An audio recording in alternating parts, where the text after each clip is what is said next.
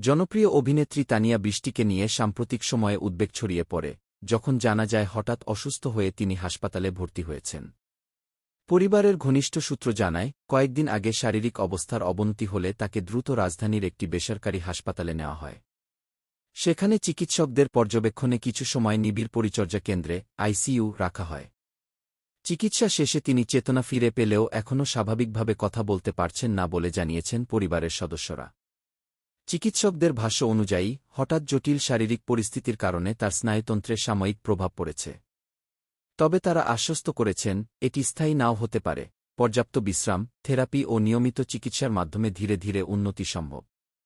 তানিয়ার মা গণমাধ্যমকে বলেন, ও এখন আমাদের চিনতে পারছে, সাড়া দিচ্ছে। কথা বলতে কষ্ট হচ্ছে, কিন্তু ডাক্তাররা আশা দিচ্ছেন সময় লাগবে। তিনি আরও জানান, এই কঠিন সময়ে পরিবার মানসিকভাবে ভেঙে পড়লেও চিকিৎসকদের সহযোগিতা ও সবার দোয়ায় তারা সাহস পাচ্ছেন।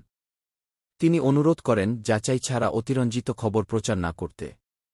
হাসপাতাল সূত্রে জানা গেছে, বর্তমানে তাকে সাধারণ কেবিনে স্থানান্তর করা হয়েছে এবং বিশেষজ্ঞ চিকিৎসকদের তত্ত্বাবধানে রাখা হয়েছে। ফিজিওথেরাপি ও স্পিচ থেরাপি শুরু করার পরিকল্পনাও রয়েছে। চিকিৎসকেরা বলছেন, কোমা-পরবর্তী পরিস্থিতিতে অনেক সময় রোগীর স্বাভাবিক বাকশক্তি ফিরে পেতে সময় লাগে। এটি চিকিৎসাবিজ্ঞানে অস্বাভাবিক নয়। এদিকে সামাজিক যোগাযোগ মাধ্যমে ভক্তরা তার দ্রুত আরোগ্য কামনা করছেন। সহকর্মীরাও পাশে থাকার আশ্বাস দিয়েছেন। শোবিজ অঙ্গনের অনেকেই মনে করছেন, মানসিক সমর্থন ও ইতিবাচক পরিবেশ রোগীর সুস্থতায় বড় ভূমিকা রাখে। সব মিলিয়ে তানিয়া বৃষ্টি এখন শঙ্কামুক্ত হলেও পুরোপুরি সুস্থ হতে সময় লাগবে।